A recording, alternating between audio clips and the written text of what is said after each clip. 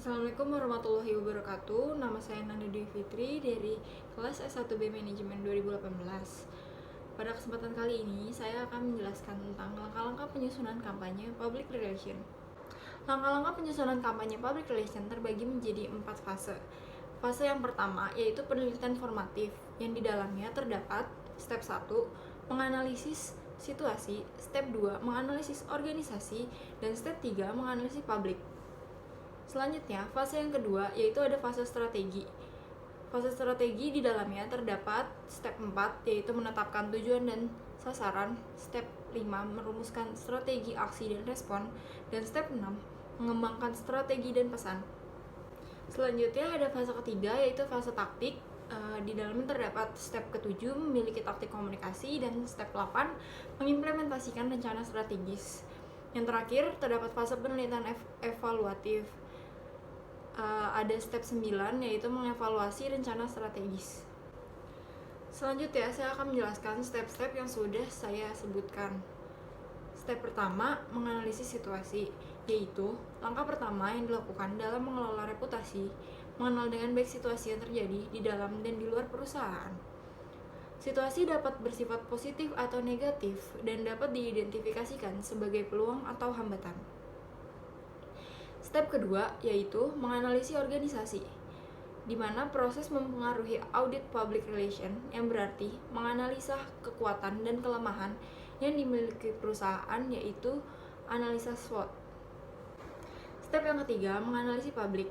Langkah ini dapat dilakukan dengan mengenal publik, baik internal yaitu karyawan, keluarga karyawan, manajemen, dan investor, maupun eksternal, media, pemerintah, dan konsumen. Step keempat yaitu menetapkan tujuan dan sasaran. Langkah ini membantu kita membangun tujuan yang jelas, spesifik, dan terukur dalam menentukan apa yang ingin dicapai oleh organisasi. Step kelima, merumuskan strategi aksi dan respon. Pada langkah ini sangat baik mempertimbangkan langkah yang akan diambil di dalam situasi tertentu. Selanjutnya ada step 6 yaitu mengembangkan strategi pesan. Sebelum menggunakan komunikasi yang efektif, PR harus mengidentifikasikan publiknya. Dalam tahap ini, mulailah memperlakukan publik secara audiens. Proses komunikasi terdiri dari pertama, informasi, yang kedua, persuasi, dan yang ketiga ada dialog. Step ke-7, memiliki taktik komunikasi. Terdapat 4 kategori dalam pemilihan pendekatan komunikasi, di antaranya yang pertama, interpersonal communication, yang kedua, organizational media, yang ketiga, news media, yang keempat, advertising dan promotional media. Step ke-8, mengimplementasikan rencana strategis, yaitu menetapkan budget dan jadwal untuk mengimplementasikan program apa yang akan dilaksanakan. Nah, yang terakhir itu ada step 9, yaitu pengevaluasi rencana strategis. Ini adalah metode yang tepat untuk mengukur efektivitas tools yang direkomendasi untuk dapat mencapai tujuan tertentu. Kali ini saya akan menjelaskan lebih lanjut terkait step 5 yaitu merumuskan strategi aksi dan respon. Pada step 5 ini terbagi menjadi 2 yaitu proaktif dan reaktif. Proaktif sendiri terbagi lagi menjadi 2. Yang pertama yaitu ada aksi atau tindakan nyata yang dilakukan oleh organisasi dalam upaya mencapai tujuan. Pada strategi aksi terdapat 1. Kinerja organisasi, yang kedua, keterlibatan pemirsa, yang ketiga, peristiwa khusus, yang keempat, aliansi dan koalisi, yang kelima, sponsor, yang keenam, filantropi strategis, yang ketujuh, kesukarelaan, dan yang ke-8, aktivisme.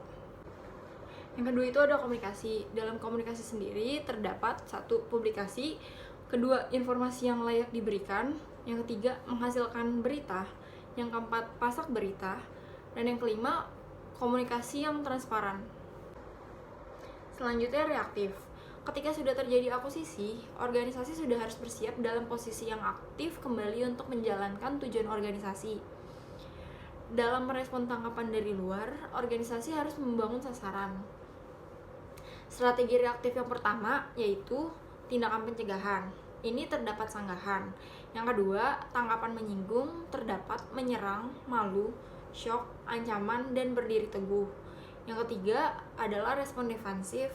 Terdapat penyangkalan, alasan, pembenaran, dan pembalikan. Yang keempat ada respon pengalihan, yaitu konsensi, ingratiation, disosiasi, kembali pembelaan. Yang kelima ada kepedulian vokal.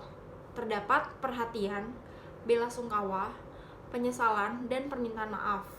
Yang keenam adalah perilaku meluruskan. Terdapat penyelidikan, tindakan perbaikan restitus, dan tobat. Yang terakhir adalah tindakan disengaja-sengaja, yaitu keheningan strategis, ambiguitas strategis, dan kelembanan strategis. Sekian penjelasan dari saya terkait langkah-langkah penyusunan kampanye public relation. Kurang lebihnya mohon maaf. Wassalamualaikum warahmatullahi wabarakatuh.